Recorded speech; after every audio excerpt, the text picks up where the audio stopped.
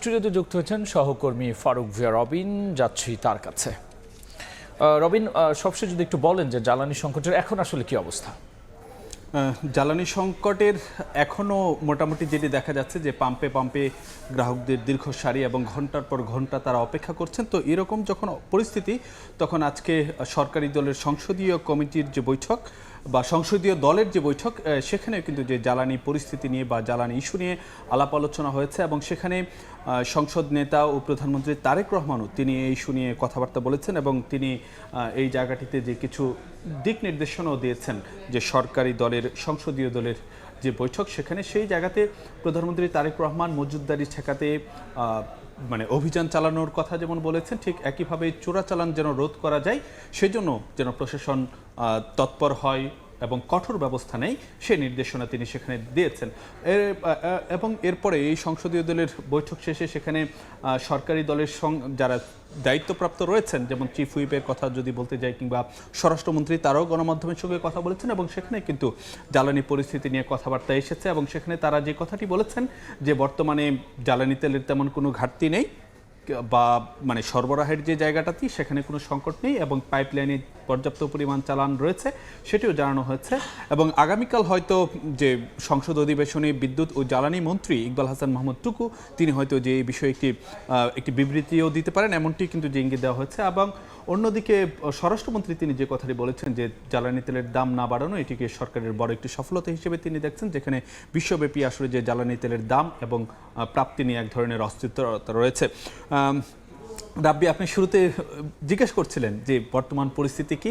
আমাদের সহকর্মীরা বিভিন্ন পেট্রোল পাম্প ঘুরে দেখেছেন, সেখান থেকে কিন্তু যে তারা আজকেও যেটি দেখেছেন যে মানে দীর্ঘ সারি, ঘন্টার পর ঘন্টা অপেক্ষা, এ নিয়ে আমাদের হাতে একটি প্রতিবেদন রয়েছে। প্রতিবেদনটি দেখে এসে তারপর আমরা বাদবাকি আলোচনায় ফিরব। দেখছি প্রতিবেদনটি। রাজধানী ঢাকার বিভিন্ন ফিলিং স্টেশনের এমন চিত্রই বলে দেয় জ্বালানি সংকটে দিনকে দিন বাড়ছে গ্রাহক ভোগান্তি। কতটুকু দেয় দেখি, যদি ফুল দেয় ফুল নিই বা যদি কম দেয় কমই নিতে হবে। 2.5 ঘন্টা 3 ঘন্টার মতো প্রায় হয়ে গেছে, এখনও সিওরিটি দিচ্ছে না তারা তেল ফুয়েল দিবে কি দিবে না। 500 টাকা দিলে আমার 7 দিনের মতো চলে যায় আমার অফিসে যাতায়াত। ভুক্তভোগীদের অভিযোগ, দীর্ঘ সময় অপেক্ষার পরও চাহিদা মতো মিলছে না জ্বালানি তেল।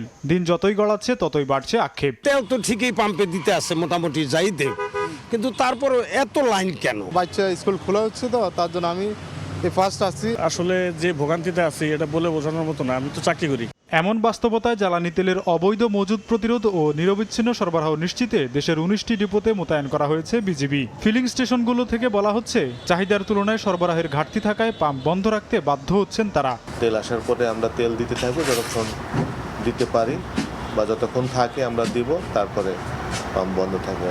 এদিকে চলমান বৈশ্বিক পরিস্থিতিতে জ্বালানি ব্যবস্থাপনা আরও কার্যকরভাবে তদারকি ও সমন্বয় করতে দেশের সব ফিলিং স্টেশনে ট্যাগ অফিসার নিয়োগের সিদ্ধান্ত নিয়েছে জ্বালানি বিভাগ। ঢাকা ও চট্টগ্রামে কর্মকর্তা নিয়োগ দেবে বিপিসি, এছাড়া জেলা ও উপজেলায় নিয়োগ দেবে স্থানীয় প্রশাসন।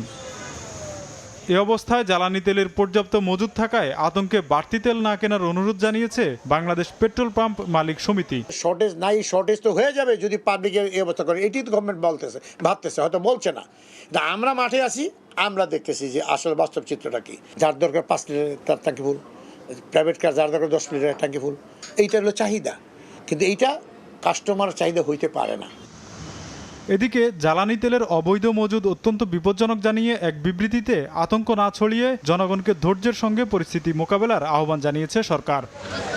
এছাড়া সরকারি ডিপো থেকে তেল বিপণনের সময় পরিবর্তন করেছে বিপিসি। নতুন সিদ্ধান্ত অনুযায়ী সকাল 7টা থেকে বেলা 3টা পর্যন্ত তেল সংগ্রহ করতে পারবেন ডিলাররা। তোফাজ্জল হোসাইন, সময় সংবাদ, ঢাকা। রাব্বি, প্রতিবেদনটি দেখছেন, প্রশাসন আসলে কি করছে?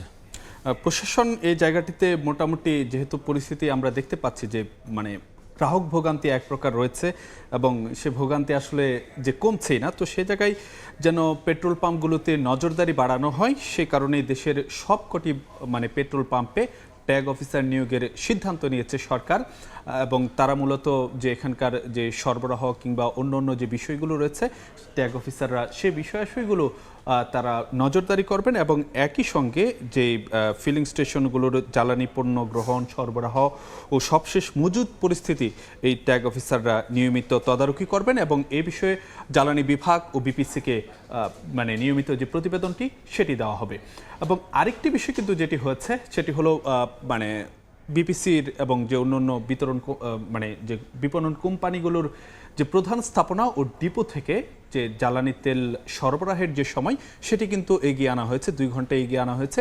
আগে যেটি ছিল সকাল 9টা থেকে বিকেল 5টা পর্যন্ত, সেটিকে সকাল 7টা থেকে বিকেল 3টা পর্যন্ত করা হয়েছে। এই এগিয়ে আনার মূল কারণটা হলো যে সরবরাহ পরিস্থিতি যেন স্বাভাবিক রাখা যায়, অর্থাৎ গ্রাহক ভোগান্তি যেটি এখন দেখা যাচ্ছে সেটি যেন কমে। অর্থাৎ এর ফলে কিন্তু 2 ঘন্টা আগেই যারা পেট্রোল পাম্প মালিক রয়েছেন তারা তেল সরবরাহ করতে পারবেন। এবং আরেকটি বিষয় যদি জানাতে চাই যে সার্বিক পরিস্থিতি পর্যবেক্ষণ করার জন্য, জ্বালানি তেল মজুদ প্রতিরোধ করার জন্য, বিপণনের শৃঙ্খলা ফিরিয়ে আনার জন্য এবং নিরবিচ্ছিন্ন সরবরাহ নিশ্চিত করার জন্য দেশের বেশ কয়েকটি জায়গায় মানে বিজিবি মোতায়েন করা হয়েছে। 9টি জেলার 19টি পাম্পে কিন্তু যে বিজিবি মোতায়েনের তথ্য পাওয়া গেছে।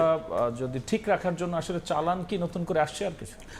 আজকেও কিন্তু যে ভারত থেকে একটি চালান এসেছে, অর্থাৎ ভারতের নুমালীগড় থেকে, যে নুমালীগড় রিফাইনারি থেকে আপনারা জানেন যে এর আগেও কিন্তু গতকাল 5000 মেট্রিক টন ডিজেল এসেছিল, তার আগেও গত 11 মার্চ একই পরিমাণ এসেছিল। তো আজকে সে জায়গাতে আরও 7000 মেট্রিক টন ডিজেল এসেছে। এবং আরেকটি বিষয় যে আপনাদেরকে জানাতে চাই যে এই যখন অবস্থা নানান ধরনের অভিযোগ উঠছে, তো সেই জায়গায় প্রশাসন কিন্তু যে বিভিন্ন জায়গায় অভিযান চালাচ্ছে, যেমন আজকে যদি বলতে যাই জামালপুরে অভিযান চালিয়েছে, খুলনায় অভিযান চালিয়েছে, এরকম বেশ কিছু জায়গায় অভিযান চালিয়ে এবং অনেকের কাছে যে অবৈধ মজুদ পাওয়া যাচ্ছে জ্বালানি তেলে সেইগুলোতে সে জায়গাতে অর্থদণ্ড বা জরিমানাও করা হচ্ছে। এবং কোথাও কোথাও কিন্তু বিভিন্ন পাম্পে অপ্রীতিকর ঘটনা পাওয়া যাচ্ছে, অনেকে বাড়তি তেল দাবি করছেন গ্রাহকরা, তেল না পেয়ে পেট্রোল পাম্পে কর্মকর্তা কর্মচারীদের মারধর করা হচ্ছে, এরকম ঘটনাও কিন্তু কিছু কিছু জায়গায় বিচ্ছিন্নভাবে ঘটছে।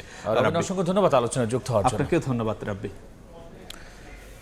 জ্বালানি তেলের নিয়ে যে পরিস্থিতি এবং সার্বিক পরিস্থিতি প্রশাসন কিভাবে দেখছে, সরকার কি উদ্যোগ নিচ্ছে, এ বিষয়ের সবশেষ নিয়ে আমরা আলোচনায় যুক্ত হয়েছিলাম এবং আলোচনায় যুক্ত ছিলেন সহকর্মী ফারুক রবিন।